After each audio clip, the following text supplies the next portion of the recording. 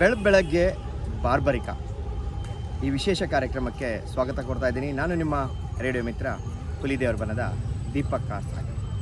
ಹಾಂ ಸ್ನೇಹಿತರೆ, ಬೆಳಗ್ಗೆ ಬಾರ್ಬರಿಕ ಈ ಟೈಟಲ್ನಲ್ಲಿ ವಿಶೇಷವಾದಂತಹ ಒಂದು ಎಪಿಸೋಡ್ಗಳನ್ನು ನಾನು ನಿಮಗೆ ಪ್ರತಿದಿನ ಕೊಡ್ತೀನಿ. ಏನಿದು ಬೆಳಗ್ಗೆ ಬಾರ್ಬರಿಕ ಅಂತ ಅಂದರೆ ನಿಮಗೊಂದು ಪ್ರಶ್ನಾರ್ಥಕ ಚಿಹ್ನೆ ಮೂಡ್ತಾ ಇರ್ಬೋದು. ಹಾಂ ಸ್ನೇಹಿತರೆ, ಈ ಒಂದು ಪ್ರಶ್ನಾರ್ಥಕ ಚಿಹ್ನೆಯನ್ನು ತೆಗೆದು ಬಾರ್ಬರಿಕ ಅಂದರೆ ಯಾರು, ಬೆಳಗ್ಗೆ ಬಾರ್ಬರಿಕ ಈ ಕಾರ್ಯಕ್ರಮದ ರೂಪುರೇಷೆ ಏನು ಅಂತ ತಿಳಿಸ್ತೇನೆ. ಮಹಾಭಾರತದಲ್ಲಿ ಬಾರ್ಬರಿಕ ಅನ್ನುವ ಒಂದು ಕ್ಯಾರೆಕ್ಟರ್ ಇದೆಯಲ್ಲ, ಇದೊಂದು ವಿಶೇಷವಾದಂಥ ಕ್ಯಾರೆಕ್ಟರ್. ನಾನು ಪ್ರತಿದಿನ ಮಹಾಭಾರತದ ಒಂದು ವಿಷಯವನ್ನು ನಾನು ನಿಮಗೆ ಅನಲೈಸ್ ಮಾಡಿ ತಿಳಿಸ್ತೇನೆ.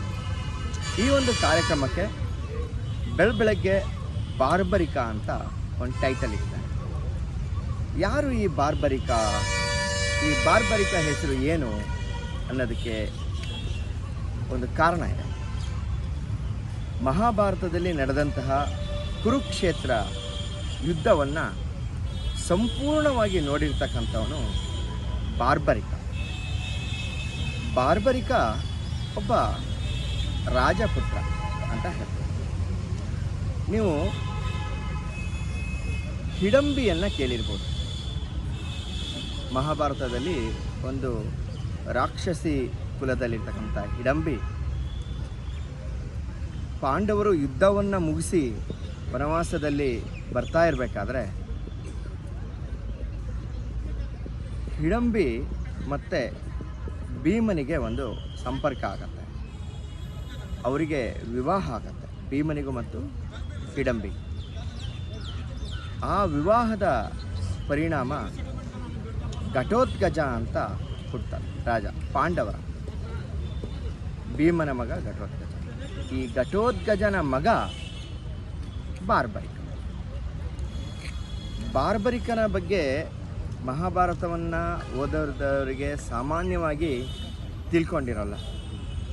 ಆದರೆ ಇಡೀ ಕುರುಕ್ಷೇತ್ರವನ್ನು ನೋಡಿರ್ತಕ್ಕಂಥದ್ದು ಬಾರ್ಬರಿಕ. ಈ ಬಾರ್ಬರಿಕ ಮಹಾನ್ ಶಕ್ತಿವಂತ ಬಿಲ್ಲು ವಿದ್ಯೆಗಾರ. ಆತ ತನ್ನ ತಪಶಕ್ತಿಯಿಂದ ವಿಶೇಷವಾದಂತಹ ಒಂದು ಶಕ್ತಿಯನ್ನು ಪಡೆದಿರ್ತಾನೆ.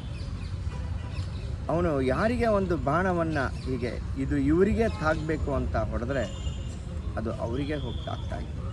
ಆಮೇಲೆ ಎಷ್ಟೋ ಸಹಸ್ರ ಜನರಿಗೆ ಒಂದು ಬಾಣದಿಂದ ಹೊಡೆದ್ರೆ ಸಹಸ್ರ ಜನರಿಗೆ ಏಕಕಾಲದಲ್ಲಿ ಹೋಗಿ ನಾಟಿ ಅವರು ಸಾವಿಗೀಡಾಗ್ತದೆ. ಅಂದರೆ ಒಂದು ಯುದ್ಧವನ್ನು ಮಾಡಿದಾಗ ಅವನು ಒಂದೇ ಬಾಣದಲ್ಲಿ ಶತ್ರುಗಳ ರುಂಡವನ್ನು ಚೆಂಡಾಡಿ ಶತ್ರುಗಳು ನೆಲಸಮ ಮಾಡ್ತಕ್ಕಂಥ ಒಂದು ಶಕ್ತಿ ಬಾರ್ಬರಿಕನಿಗೆ. ಒಂದು ಯುದ್ಧ ನಡಿಬೇಕಂದ್ರೆ 10 ದಿನ 15 ದಿನ ನಡೆಯುತ್ತೆ. ಆದರೆ ಬಾರ್ಬರಿಕನಿಗೆ ಒಂದು 10 ಸೆಕೆಂಡುಗಳು ಸಾಕಾಗಿತ್ತು ಒಂದು ಯುದ್ಧದಲ್ಲಿ ಶತ್ರುಗಳನ್ನು ಸೋಲಿಸ್ತಕ್ಕಂಥದ್ದು. ಅಂತಹ ಒಂದು ಶಕ್ತಿ ಈ ಬಾರ್ಬರಿಕನಿಗೆ ಇತ್ತು. ಶ್ರೀಕೃಷ್ಣನು ಕುರುಕ್ಷೇತ್ರ ಯುದ್ಧ ನಡೆಯುವ ಮುನ್ನ ಬಾರ್ಬರಿಕನ ಒಂದು ಶಕ್ತಿಯನ್ನು ತಿಳಿದು ಆತನ ಹತ್ರ ಬರ್ತಾನೆ. ಶ್ರೀಕೃಷ್ಣ ಹೇಗೆ ಯುದ್ಧದಲ್ಲಿ ಕರ್ಣನ ಒಂದು ಕರ್ಣ ಕುಂಡಲವನ್ನು ಹೇಗೆ ತೆಗೆದುಕೊಳ್ತಾನೆ, ಕರ್ಣಲ್ಲಿರ್ತಕ್ಕಂಥ ಅಗಾಧವಾದ ಶಕ್ತಿ ಆ ಒಂದು ಕುಂಡದಲ್ಲಿರುತ್ತೆ, ಹೃದಯದಲ್ಲಿ. ಅದನ್ನು ಹೇಗೆ ಕಿತ್ಕೊಂಡು ಆತನ ಶಕ್ತಿಯನ್ನು ಕುಗ್ಗಿಸ್ತಾನೋ ಅದೇ ರೀತಿ ಬಾರ್ಬರಿಕನ ಬಳಿ ಬಂದು ತನ್ನ ಚಾಣಾಕ್ಯತೆಯಿಂದ ಆತನ ಹತ್ರ ಮಾತಾಡ್ತಾನೆ. ಬಾರ್ಬರಿಕ, ಪಾಂಡವರು ಮತ್ತು ಕೌರವರು ಯುದ್ಧದಲ್ಲಿದ್ದಾರೆ. ಕುರುಕ್ಷೇತ್ರ ಯುದ್ಧ ಇನ್ನೇನು ಆರಂಭ ಆಗುತ್ತೆ. ನೀನು ಯಾರ ಪರವಾಗಿದ್ದೀಯಾ? ಯಾಕೆಂದರೆ ಶ್ರೀಕೃಷ್ಣನಿಗೆ ಆಗಲೇ ಗೊತ್ತಿರುತ್ತೆ ಬಾರ್ಬರಿಕನ ಒಂದು ಮಹಾನ್ ಶಕ್ತಿ. ಯಾರ ಪರವಾಗಿದ್ದೀಯ? ಆವಾಗ ಶ್ರೀಕೃಷ್ಣನಿಗೆ ಬಾರ್ಬರಿಕ ಹೇಳ್ತಾನೆ, ಇಲ್ಲ, ನಾನು ಯಾರು ದುರ್ಬಲರಿರ್ತಾರೋ ಅವರ ಪರವಾಗಿ ನಾನು ಯುದ್ಧವನ್ನು ಮಾಡ್ತೇನೆ, ಅವರ ಪರವಾಗಿ ನಾನು ನಿಲ್ತೇನೆ. ಪಾಂಡವರು ದುರ್ಬಲಿದ್ರೆ ಪಾಂಡವರ ಪರವಾಗಿ, ಕೌರವರು ದುರ್ಬಲಿದ್ರೆ ಕೌರವರ ಪರವಾಗಿ. ಒಟ್ಟಿನಲ್ಲಿ ಯಾರು ದುರ್ಬಲರು ಇರ್ತಾರೋ ಅವರ ಪರವಾಗಿ ನಾನು ಒಂದು ಯುದ್ಧದಲ್ಲಿ ನೆರವಾಗ್ತೀನಿ. ಆವಾಗ ಕೃಷ್ಣನಿಗೆ ಸಂಕಟದಲ್ಲಿ ಸಿಕ್ಕಾಕೊಳ್ತಾನೆ. ಒಂದು ವೇಳೆ ಪಾಂಡವರು ದುರ್ಬಲಿದ್ದಾರೆ, ಯಾಕಂದರೆ ಸೈನ್ಯ ಎಲ್ಲ ಕಡಿಮೆ ಇದೆ, ಪಾಂಡವರ ಪರವಾಗಿ ಈತ ಯುದ್ಧ ಮಾಡ್ತಾನೆ. ಒಂದು ವೇಳೆ ಪಾಂಡವರು ಪೂರ್ತಿ ಯುದ್ಧವನ್ನು ಗೆದ್ದಂಥ ಸಂದರ್ಭದಲ್ಲಿ ಕೌರವರು ಸೋಲಿಗೆ ಒಳಗಾಗ್ತಾರೆ. ಅಂಥ ಸಂದರ್ಭದಲ್ಲಿ ಸೋತವರ ಪರವಾಗಿ ಬಾರ್ಬೆಕ್ಯ ಇರ್ತಾನೆ. ಒಂದು ವೇಳೆ ಕೌರವರು ಸೋತಂಥ ಸಂದರ್ಭ ಇಲ್ಲದೆ ಕೌರವರು ಗೆದ್ದಂಥ ಸಂದರ್ಭ, ಪಾಂಡವರು ಸೋತರೆ ಅವರು ದುರ್ಬಲರಾದರೆ ಪಾಂಡವರ ಪರವಾಗಿರ್ತಾನೆ. ಇದು ಯುದ್ಧ ಮುಗಿಯೋದೇ ಇಲ್ಲ, ಯಾರು ಸೋಲ್ತಾರೋ ಅವ್ರ ಪರವಾಗಿ. ಹೀಗಾದರೆ ಅದು ಯುದ್ಧ ಮುಗಿಯೋದೇ ಇಲ್ಲ.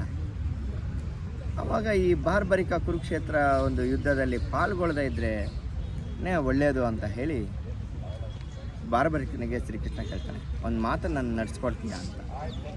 ಆವಾಗ ಬಾರ್ಬರಿಕ ಆಯಿತು ನಡೆಸ್ಕೊಡ್ತೀನಿ, ಏನು ಪರಮಾತ್ಮ ಹೇಳು, ಇಲ್ಲ ನಿನ್ನ ತಲೆ ಬೇಕು ನನಗೆ.